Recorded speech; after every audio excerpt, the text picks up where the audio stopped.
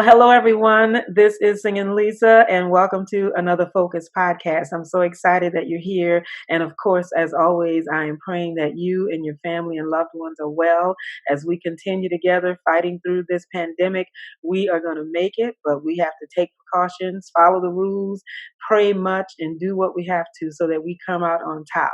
But I'm excited because it hasn't stopped us from doing what we love and from finding out ways to continue to connect with everybody. And so technology is just king right now, and we love it. But I'm excited because on the Focus podcast, we like to take great people who are doing great things and bring it to the masses and let everybody find out so that you can appreciate all of the good gifts that are still flourishing today. And so I'm honored and excited because I have not only a beautiful woman of God, but she's my friend. And, it's just a blessing to be able to call somebody a friend. But Tyra Alexander is here with us on the podcast, and I'm excited. Can't you tell? And she is the pastor of Champion Church. Love that name in New Orleans. The CEO of the Frontline Corporation and broker owner of Wellspring Real Estate LLC. Well, there you go. And what a blessing it is. So, Tyra, congratulations. I think I've been waiting a long time to say that to you. Oh, well, listen, I am honored to be on. Thank you so much for having me. And thank you, of course, anything you say about me, I feel good because we've known each other a long time. And Yes. that's just a blessing to me. Right. Many people just, they see you together and think we're friends on Facebook, but no, we're friends from college. And we walked those oaks and walked those halls and talked about a lot, sang a lot. Yeah. So we go back quite a ways. And so it's just so good to see what God does in the hearts and the lives of people. We both love our families. And so we have a lot in common, even have birthdays in common. We learned Yeah. a little bit. So happy belated birthday. For our birthdays. Yeah, absolutely. That's right.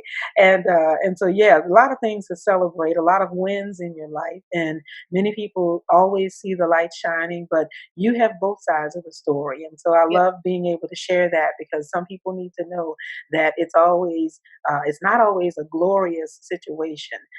You have an awesome husband, beautiful daughter, and every time I look at you guys and see the work that is being done for you, it just makes me smile and makes my heart happy because you're just continuing to do what honors him. And I think that's what's so big about all the things that you guys do. So hats off again and, just great, great, excellent work. And I love it. So, well, everybody may not know all of the things that you do. So I don't know if the chicken or the egg came first. Was it the pastorship that came first or the real estate? Which one came first and how did it all, start in your life? Well, of course, I am a recording artist. And in my life first, of course, was the music. My life was the music. And I'll be honest with you, that's first, second, third, fourth, all of the music There you is go. always in there. Right. God just afforded me the opportunity, just like a tree, to have some branches that go out into other areas. But I do believe that God had gave us the music, and then through the music, we have different things that we try to focus in on our music. And one of the things that I love to focus on is change. And through the music, uh, I just got to see. I know I got to a point where I felt like, I wanted to use my music to make a difference. And you say I got to that point. To be honest with you, that was in us early, and I'm sure I know you can probably attest to that. Mm-hmm. That my mama found journals where I would say, I was going to do this in the world through my music, and I go back and look at that and say, what was this little girl thinking about? But actually, God has afforded me many opportunities through my music, and through that, I got to meet a lot of people and see where the state of people, are in the world. And then through that came just my love for discipling people, and that came Champion Church. And from there, in somewhere in the middle of that, we all have to have a place to live. Yeah. And so I went through some things as it relates to real estate, and I had always felt a tug in my spirit to own property and to own land and to have places where people could go. So in order to do that, I wanted to get my real estate license. And so in 2002, I had some other things going on, and I was able to spend some time just to get my license. And eventually, a couple of years ago, I started Wellspring Real Estate and started my brokerage. That's fantastic, and it all comes together. What I love, because everything that you do, that any of us do in our lives, God has a way of connecting it and making Mhm. it have a purpose in unity. And so that's what's beautiful about it, because there's not one area of what you do that doesn't touch somebody in some way, and have it all focused, back on to what has been afforded you. And so, yes, the music, can't ever go without saying that you have blessed us with phenomenal, just anointed, beautiful music through the years. And we remember Greater St. Stephen, the recording with them, and Yeah. then just songs that we just sing today. If anybody is not prophesying today, they just haven't heard the song. So, it's just fantastic, just to hear and see the growth, and just to be able to enjoy and go back on it. And you've just given us such great music to bless our spirits. And so I know that through the music, recently you celebrated your birthday by giving us a little impromptu concert. That That was was fun. welcome. I had a ball doing that. Yes, Yeah. yeah, we do a Soulful Sunday at Mhm. Vernier Landing Restaurant every week. That's just another way that we reach out. We do outreach, just making sure that people have somewhere to go and not be in a situation maybe where they're saying something that may be compromising to what you believe. So we do a Soulful Sunday, and so on my birthday, even though I know that the restaurant was closed at that time, we got on the restaurant balcony and just did a little something. And Yeah. then last week we did something in my backyard. So we love to keep the positive music going, and I call it inspo soul. We love Yeah. to have the soulful and the inspirational together. Hmm. And the fact that your family is, I think everybody is musical. It seems Yeah. like if they're not, they fit in. Because we got the extraordinary Jeffrey Bean Yes, Alexander, yes. beautiful daughter Tiara. I know she's on the cooking side of things with the Sweet Legacy, but she's got that mic under control too. Yeah, she is something. My husband is a drummer. I thank God because we met in the industry. He's a well-respected drummer, and he is a blessing, and he plays around the world. And I thank God that he's home right now. So every time I want to do a concert, I got him available. He's not on tour right now, so I love that. But then my daughter, she's actually in social work. She calls herself a social worker in the kitchen because she's a PhD student at LSU studying social work, and she loves everything kitchen. She loves Mm. everything kitchen. So her research is on food and family connectedness, and Awesome. she we just happen to use the platform that we have. So through music, through all of these different things, she looks at how families connect, and so we got her on a mic. Elise, it took something, but we got her. I was doing a funny story. I was, my daughter would always be like, she could really sing in the house, and I was doing background for something, and she would be like, oh, she let everybody else do it, but then I got a chance to record a couple of CDs with Harry Connick, and all of a sudden she got real anointed and got really interested. And Good so, timing. I yeah, love it. great timing. And so she's a part of it. So it's really awesome. I don't know if you see my daughter, but I also have two bonus kids, Janae and Jeff. And on Sunday, Lisa, all of us, my husband got them all together, and grandkids and everybody. And so we got to we did a little something on Facebook together. And Yeah, I didn't see it all. I kind of got it, and I said, "Oh, I got to come back to this because it looked like so much fun. Everybody was doing something." so Lil Jeff plays drums as well. So Okay. everybody, whether they want to or not, they got to shake a tambourine. They got to do something. Well, Teamwork. hey, put everybody to work, and they're working for the kingdom. Every, Awesome. I love it. Well, you never have a dull moment because everybody is there. Somebody's there to do something so that we can get that music out. yeah. And yeah, I mean, you've had wonderful opportunities to travel around the country. You talk about that in different ways and share, with all of us. And then Harry Connick. I mean, who doesn't love Harry Connick? That's New Orleans right there. And so to be able to do something with him, my goodness, what a treat! What an exciting opportunity! So, and you've worked, I think, twice with him. So is something coming out coming up soon? Well, we do have a show that we did with them just a couple of weeks ago. Now we did the CDs. That was some years ago. A couple of CDs Okay. with them.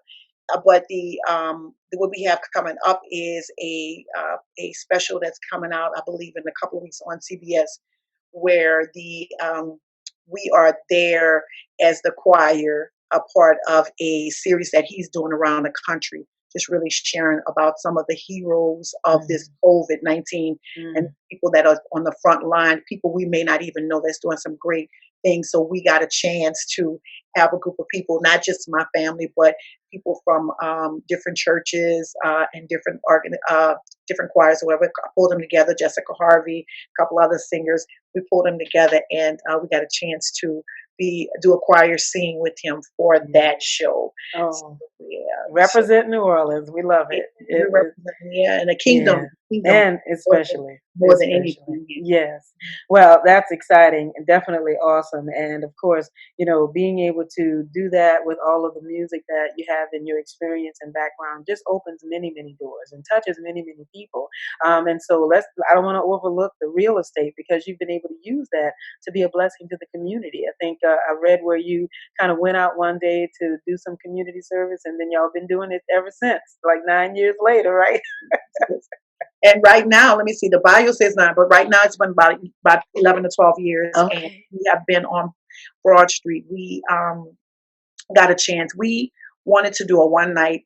You know how we do. Lisa said we think that's what we're doing, and God Yeah, set us yeah. up for more.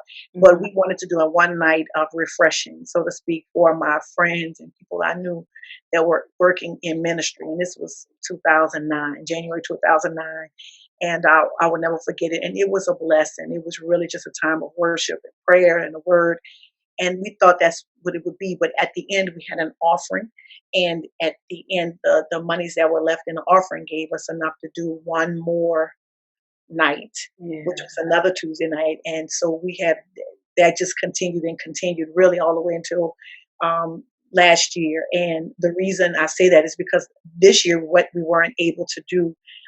The Sundays because of different things, but then all of a sudden here comes COVID, and Right. what have you. But from there, we got to meet a lot of people off the street and who we didn't know and who had situations where they were dealing with housing. And that has really been something. And through all of that, it really, even though I had that bug for real estate, it gave me a drive even more so to make sure that I had a license that would help people if they get into a situation where they needed housing. So once So again, that everybody, this is our good friend, my good friend, and I know she's a friend of everyone who loves the Lord, Tara Alexander, and a recording artist. She is a pastor, and of course, she's a business owner and everything else. How did they say? Dot dot dot.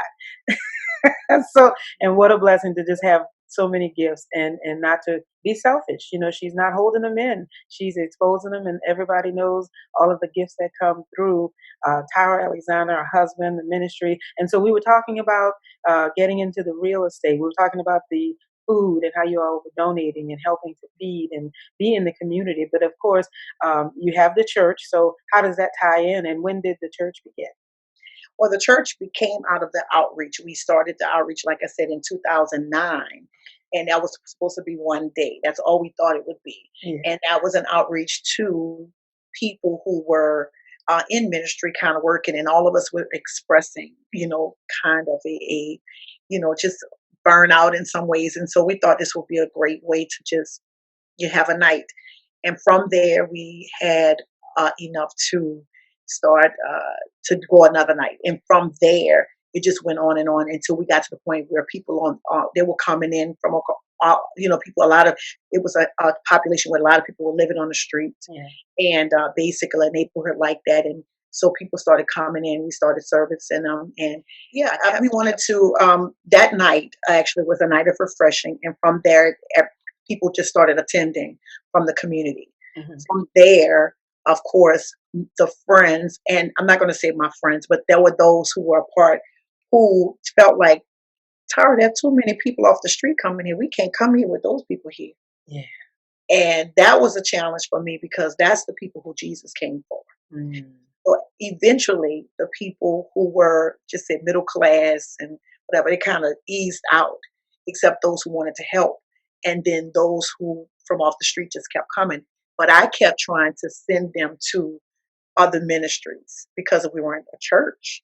Mhm. We're not a church. Go find you a church and a pastor. We We're not we a were church. just sharing and feeding and Right. helping you for We the can time come being. yeah, exactly.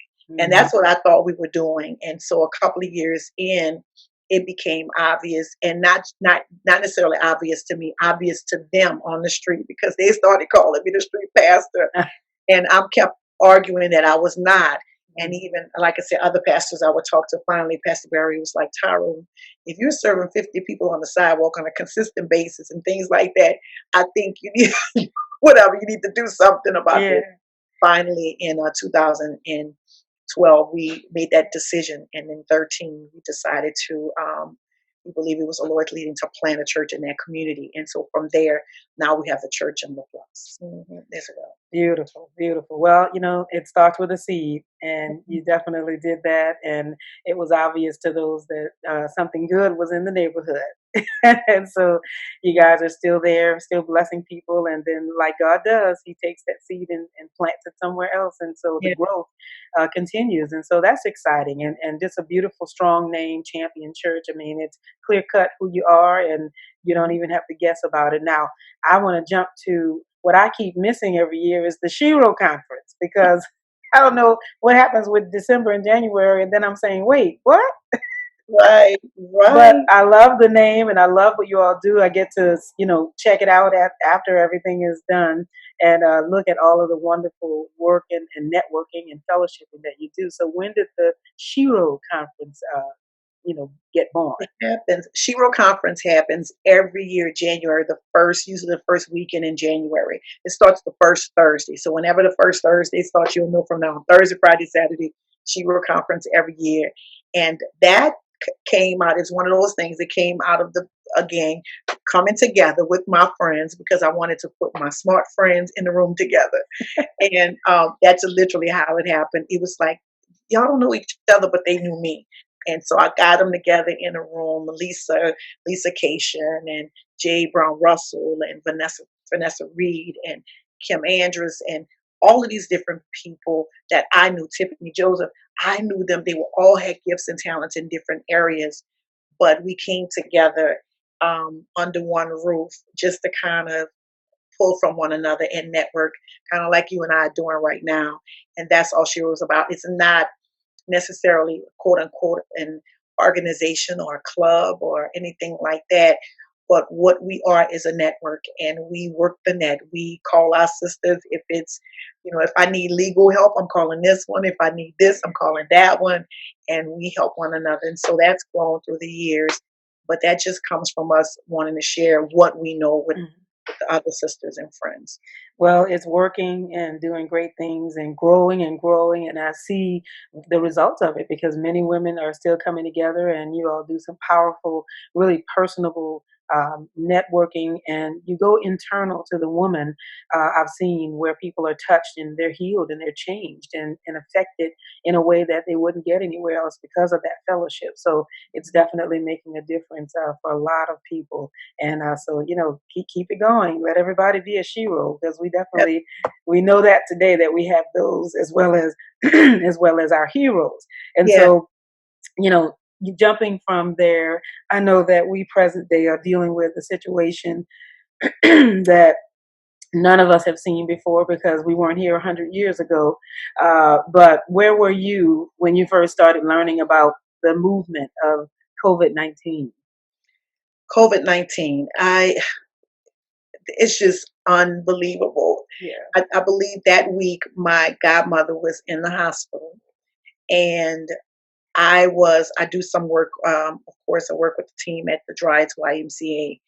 And that was where I first started realizing that this thing is serious. And so between her being in the hospital and me having to visit the hospital, of course, you see everything starting to change and you're wondering what things going on. And I actually ended up having to go for a visit myself because of something strange that kind of happened. And I went and the doctor, basically told me, hey, look, if you don't have to come here, don't. And that was really something because I was on something that had nothing to do with COVID. And it was something that was kind of strange that happened health wise. But the thing about it was, I knew that that was a change then. So when I had to go to that visit, had to go to a follow up visit. When I went to the follow up visit, the doctor, who was a new doctor to me, literally was crying for another doctor who had all of a sudden taken ill and had contracted COVID from a patient. And they asked me at that point to, please, whatever you do, this is everything from here will be televisit. Please don't come back here. So I was in the middle of somebody I know being in the hospital, me having a doctor's visit, and me trying to figure out with this nonprofit organization, how do we deal with even the possibility of closing for a while. And so, yeah, it really is a challenge, definitely a challenge. Wow. So you had to make changes as well because of business decisions and And just help. Hmm. yeah, and your health. My goodness, and just being there pretty much when things started, and then a family member. About like what everybody's facing today, there are multiple areas where everybody has a concern. They're either knowing about relatives or friends in the hospital, or they're worried about work, not working, or how do we keep working. Yeah. So all of those things happened early on for you. And so, what types of changes did you make just as you were learning about how you had to navigate? Yeah. Well, I think the main thing for me is understanding the seriousness of it. Because I know as a minister, of course, I'm thinking, about the people that I serve. And our ministry is a little different because we're not talking about the regular, X amount of people coming. Sometimes we have different amount of people. Sometimes it's barely anybody because we deal with a certain, kind of transient population quite a bit. So for us, it's dealing with people who may not have the resources or even the understanding. The people, I'm not talking about resources financially. I'm really talking about resources um, in every way, relational resources and things like that, to be able to have somewhere to go. If there was this thing where everybody had to kind of lock down.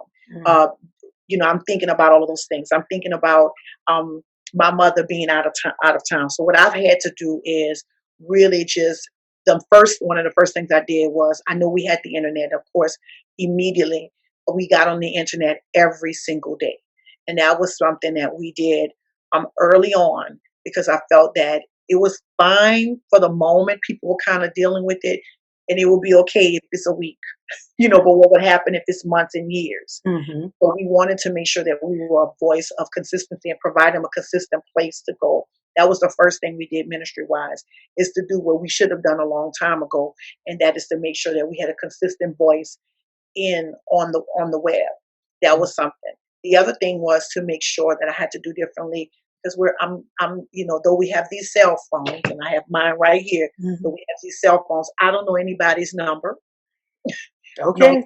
Nor do I know their addresses. Yes. And I thought, well, if this web goes out, how do I get in touch with these people? How do I make sure that I know where everyone lives? So those people under my sphere of influence or what have you, I asked them, listen, send me your address. Send me your address, because just in case, and this hasn't happened yet, just in case this internet fails us or something, Right. I want to know where you live.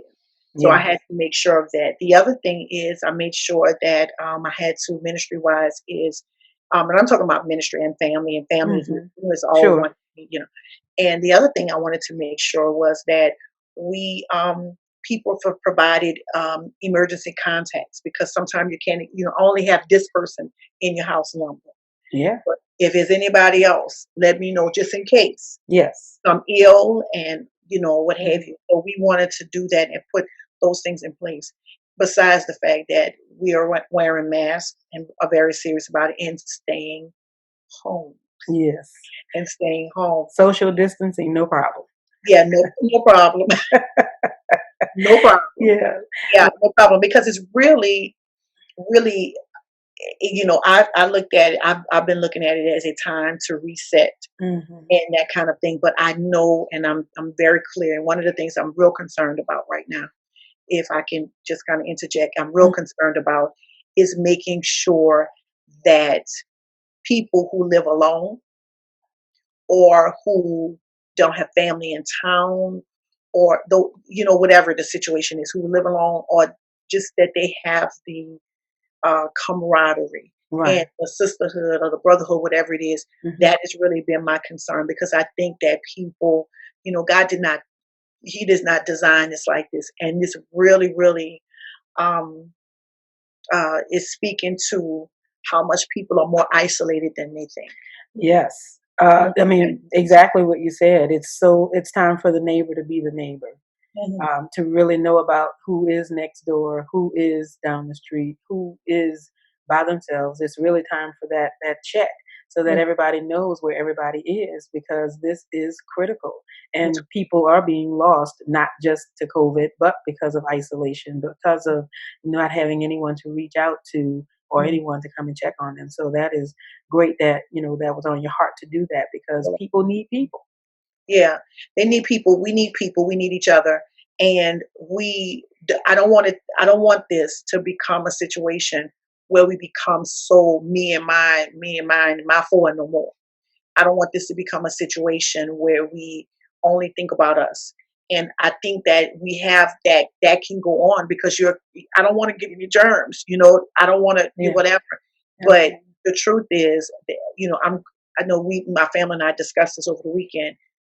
I, you know, we got to find some balance to this. We Yeah. got to find some balance to this, because you can go the other route. And Mhm. so I think it's a serious time, and I reemphasize it. I think it's a serious time for people mentally, and the trauma. We have no clue what this is doing for people on the inside. Absolutely. And now with some of the other things that we're facing within our community and society, Mhm. it makes it even, flooding and, Mhm. racism and all of those things. It's making it Yeah. even deeper. Yeah, and we just entered into hurricane season. As if Mhm, we need something else. mhm, And so, yeah, a lot of the care and a lot of the preparation that you talked about is necessary even for hurricane season as well mhm, as right now.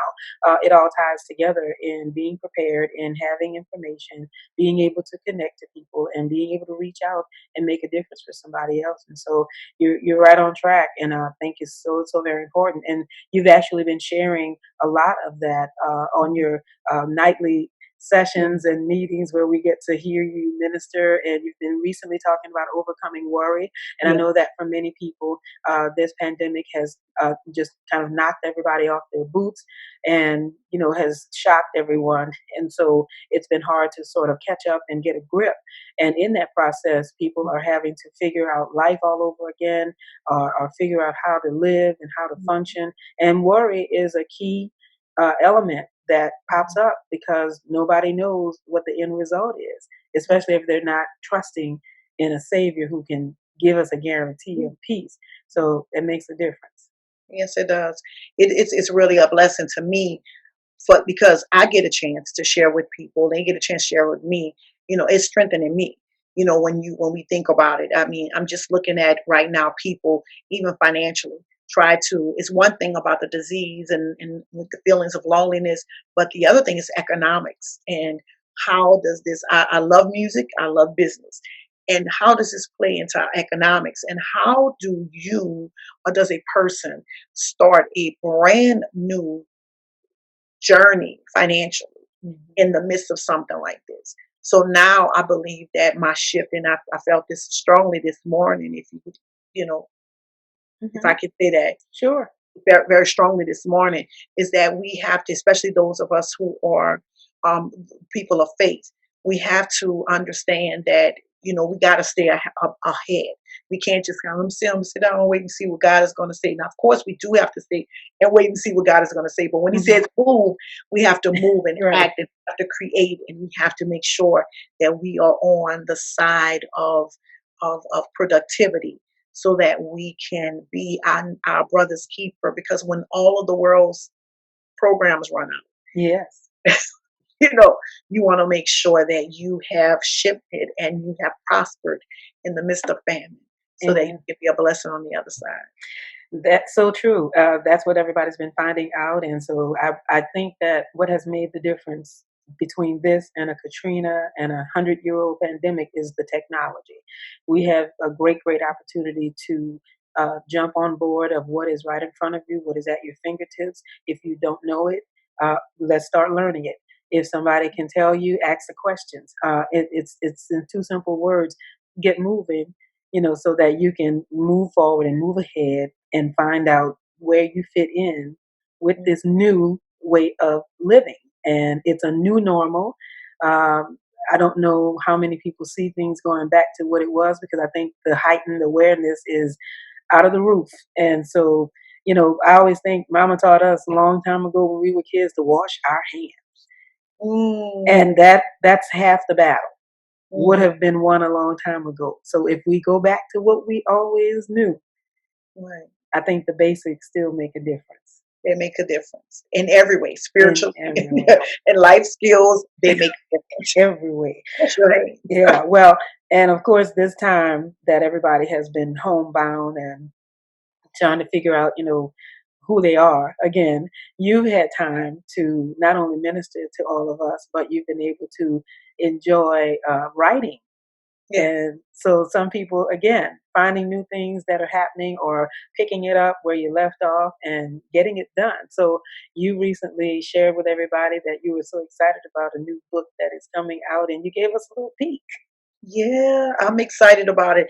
And let me say, I'll be honest with you, I've been a writer since I was a child. And I love writing. And I love writing, but just had not buckled myself down to release other than songs. I write my songs and I release them. But I love, writing stories, and I wrote plays as a child. And now I believe this time is giving me the time to finish what I started.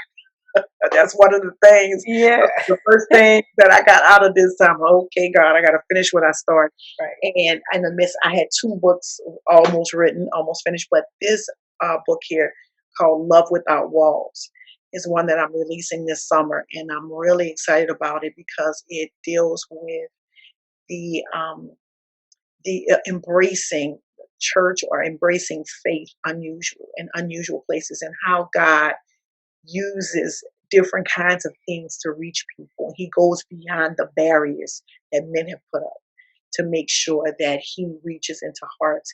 And so it's called Love Without Walls for that reason. And I got a chance to share chapter one with everybody, and I'm excited about it. I thank you for reading it.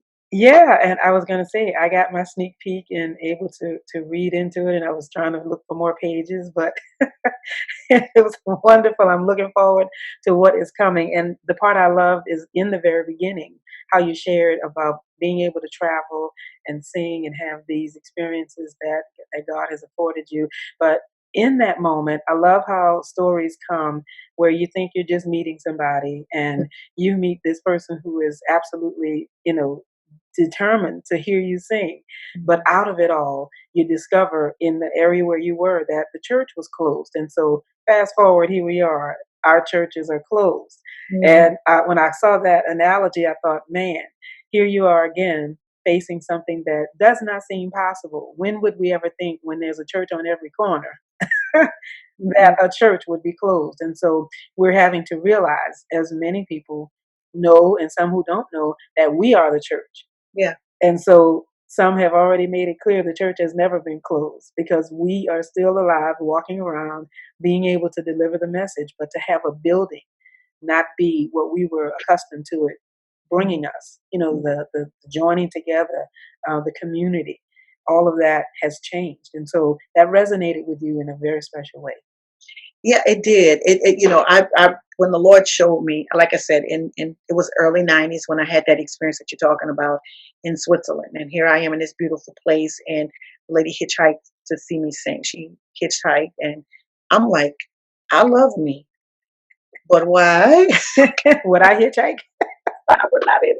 And when of course, I was informed by somebody at the door that this lady had come, young lady. And long story, when I asked her about it, and she basically, I wanted to visit the church there, and I was asking her about the church, and she said, well, that the church was closed, and it had been closed for a couple of years, and I mean, like maybe closed to tours, I was thinking, Yeah. but not closed. And she said, oh, that there weren't many believers there. Long story, um, she really just blew all of my Sunday morning, what I think got to happen mindset at that time. Yeah. I couldn't imagine a church closed, and this was, like I said, early '90s, Hmm. and I did get a chance to see it with locks on it and looked like it had been closed for some time. Mm. When I asked her, "Well, where do you go to worship?" And she said, "Oh, I go to the mountains and I worship." Wow. And that whole weekend was quite, that time there was quite something for me. But when this thing happened with the corona, and all of a sudden we couldn't just go to, I had my key, I couldn't just, go do what I normally do. Yeah.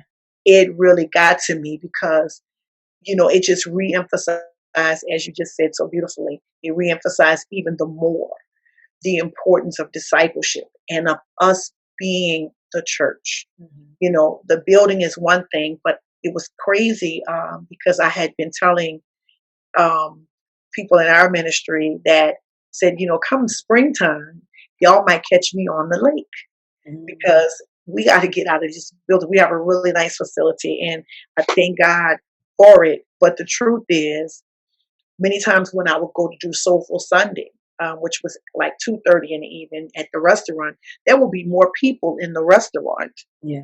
that I would minister to, be honest with you, Hmm. than Sunday morning for what we call service. Hmm. And so I began to tell myself, y'all gonna find me on a lake. And 2 weeks before this thing happened with COVID, I asked everybody to meet me on the lake on the balcony over there by the restaurant, and we just kind of shared the word right there. And then a couple of weeks later, here we were in a situation where we literally had to do it online Yeah. or do something like that Hmm. because the building was closed. Was But cool. the Yeah. Church of Jesus Christ, we have been released into the world. We have been deployed, as we say, Yeah. to doing and being who we really are called to be. So I think it's a beautiful time in that case. Yeah, and I think that's the bittersweet that happens in every situation. Katrina was horrible, but then so many wonderful things came out of that Mm. experience for people who never knew they could live somewhere else and flourish, or who never knew they could make it on their own, who never knew they could stand on their own 2 feet and actually do something that maybe they had only dreamed of. So this is Mhm. the same in that manner where you got to take a step of faith that you don't know the end result to, but trust and rest assured that the end is going to be beautiful because you're going to be walking through a door of more great opportunities and Yeah. possibilities. Um, Same as yourself wanting to do a podcast and said last year, oh, let's just start the podcast and let's call it Focus. And then 2020 came and everybody started focusing. And I said, okay, Lisa, I think you're behind now. You better catch up. Right. So and here we are. And so, amen to that, because you have to sometimes just start and not worry about all that's not in place and just start. And Right. everything catches up. So I'm just excited and thrilled. And so, when can we expect the book to be out? The book will be out by July, and sometime between June and July, but no later than July. I'm putting myself on a timeline because I hope I get a chance to come back because I'm really excited about Hmm. what I believe God is saying and what He spoke to me in my heart, and it's just a matter of being able to share it with other people. So, Absolutely. Well, we definitely have to have you back because I could keep going, and then somebody's going to say, "Well, I gotta go do something like go and teach my kids in the other room." Since we have everybody's a parent, to yeah, somebody now, it's been amazing to see what we can do. The creativity has been endless and it keeps yeah, coming. And I love everything that I'm seeing, the resiliency of the world, because this has not hit just New Orleans, this has hit the world. And it's really been amazing to see what reactions have happened and what growth and new opportunities that have come out of this situation. So yeah, I think as a pastor, you see one way where this is definitely a reset. Somebody might think they've been retired, yeah, but yeah, but for some, it's something renewing in you because you're having to either do it again, do it a different way, or find something new to do. And so it's a new birth for a lot of things. And I think like the mama kicks the bird out of the nest, Mhm, and mhm. we've been booted out. Right, right. So we Yeah. can do it. So yeah, I definitely want you to come back. Maybe we can do some music so we can highlight that, Yeah. and maybe some legacy sweets might come with that. That sounds real good. Oh, I love it. Well, Tyra, I am so thrilled to finally get a chance to have you on and to be able to share everyone and share you with everyone and all that you do. I'm absolutely thrilled and proud to know you and just thank God for all that He's doing through you. And I think, especially now, it's just been a blessing to see how you have still connected with people. People are connecting to you because they know what is in your heart. They know what God is doing. And we want to continue lifting not only you up and supporting you, but what you all do to for those in the community. We have many artists and people who we know are struggling with COVID-19, Yeah. coming out of it or have not survived. We know that it's been hitting relatives hard. People getting it and contracting it in ways that you don't even know because it's just this invisible um, horror Yeah. that is, upon us. And so we really implore everybody to just stay safe and to do what's necessary. Have a hurricane plan. I don't know where we're going, Right. but Have a we point. have a plan. Be able to communicate, like you said, know people's phone numbers, get back to memorizing those 7 digits Right, right, right. so you can know. So, what's in your heart as a message of hope? Because that's another area that's something that I started, and I want to take a plug of this and put it there so we can repeat it again. What is your message of hope for everyone listening? I believe part of in my book, I talk about a conversation I had with my grandfather, and it was a it ended up being one of those things that I thought I was helping him, but in fact, he was helping me. He looked at me one day and I was taking care of him. He had this dementia, almost dementia like episode where he could remember the past, like it was just right there. And he looked at me one day and he said, you don't sing like you used to sing. And, I Wow. can't believe it. That is like, you don't tell us singing that, right? And I'm cooking some grits, and I just felt like, man, I'm about to do the Al Green on him. I can't believe What it. did you say? I'm taken aback. But he continued to look at me, and he said, began to tell me about some old shows that I had done, some festivals that I had done, and how he remembered when he would hear me and how the people loved me. And I was in a situation where I was doing ministry. I was in ministry, but I was always explaining my motives, myself, my choice of song, my choice of attire, and all of these different things. And I just realized what he was saying was true because he finally said to me this word. He said, "You used to be free." And I started remembering that I love red shoes and I love um, big hair. And he would tell me how I would shake my hair. So I shook the curls out. And I'm telling you, and I wrote a song eventually about it. I don't have the time to go into all of what happened, but I wrote a song later on after he passed called Full Circle. And it's about getting back to being me because the real me was stuck up under under so many emotions and experiences and what have you, and the enemy was using all this stuff to try to snuff me out, so to Mm. speak. But I began to make my way up through all of that and excavate in my own life, and God did a work that brought me back to who I was in him and the freedom that I had in him, that childlikeness about music and ministry and the things that I love, not childishness, but childlikeness. Yes. Like it excites you. And I'm Yes. believing God that in this season that we're going to get back to that place where we're excited about the things we're excited about and we begin to move away all the unnecessary things to get to the real deal of who God made us and how he made us and the charge that we have to be who we really are so that we can bless the people that he has assigned for us to bless. So I believe my message of hope is your God expectation. And so I believe that in every situation, we have hope, we have the possibility that God will come through. And if we know his heart, and we do, we know that he comes through and we win every time.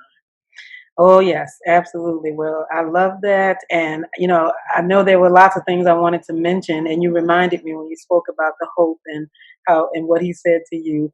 You have overcome so much. And we mentioned early on that this has not always been a glorious route.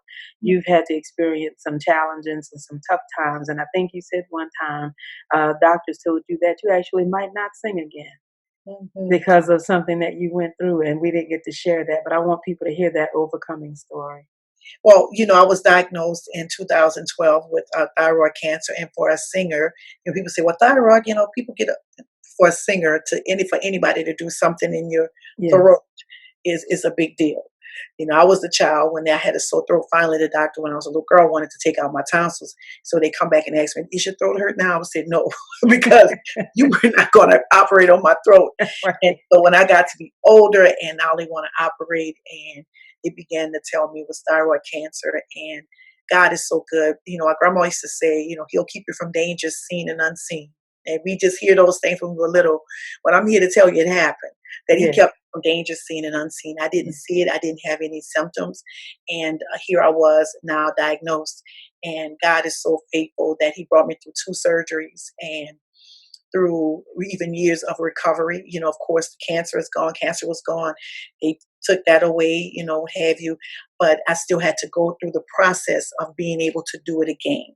Mhm. And so I'm excited that I'm on the other side of that. I'm cancer free, but I am about 7 years plus into recovering vocally. And Yes. I'm almost there. I'm not 100% just at the same full range or what have you. But every time I get to sing, it's just a blessing. Every time I get to sing or use my voice, even in this manner, it's a blessing. So they had some challenges. They didn't know. My doctor assured me that I would, but I had some other doctors. One of my doctors assured me that you will sing, but it's going to take some time. But I did have a vocal coach that was wondering. She said, "I didn't know." And finally, she said, "You're going to have to sing with the voice you have." Mhm. And I'm like, "No," because, what was coming out was not what I wanted to be coming out, Have to be more. We have to be Yeah, I got more. to, got to be a little further. But I had to just start. I had to start with the microphone with nothing coming out, Yeah. just mouthing it. And then I got to the point where maybe I could kind of do the tenor line, and I could barely do that. And then I got to point I could do, a little bit more and a little bit more. So through the years, it's been something. So now, finally, a couple of years ago, the Lord said, go out there and let people show them that I'm real. And so He really released me into go back and go into my music like never before, and really just share the voice I do have with the world. And now I have this testimony to go with it, and it's just been amazing. Well, I will tell you, it has been, it still is, and the voice you have is amazing. And wherever God allows it to glow and to grow, as many people say, it still will be heard as it's heard right now. Still will be a blessing. Still will, touch and heal and help somebody. I believe people going through COVID are having the same experience, having to learn how to walk again, how to breathe again, how Mm. to look at life in a way that they can function and survive and thrive in. So you relate very well to what people are going through, and so we just keep everybody lifted, in prayer for their recovery, for your continued progress, and all that you continue to do. We absolutely appreciate you. I know I do, and I can't wait for you to come back so we can talk about the book and get into it and do some singing and all of that. So how can Yeah, everybody stay connected with you and get in touch and join you, in with you what you're doing? you can connect with me at it's real easy, www.withgodwewin.com.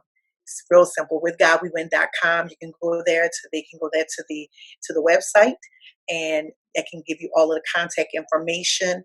And of course, I'm on Facebook at Tara Alexander Online, so you can connect with that as well. And it's just, the internet, the social media, it's just a blessing. So feel free, you can inbox me, we'll send you a number, what have you. But that's exactly where you can find. Well, I love it. So, Tara Alexander, I thank you so much, sister, for being here with me today and spending some Thank time with me. It's been a blessing. and I really appreciate it. So everyone, another Focus podcast in the books, and we want you to share this and let everybody know to get ready because more is coming, and we just want to keep the inspiration going. So thanks for listening, and until next time, stay focused.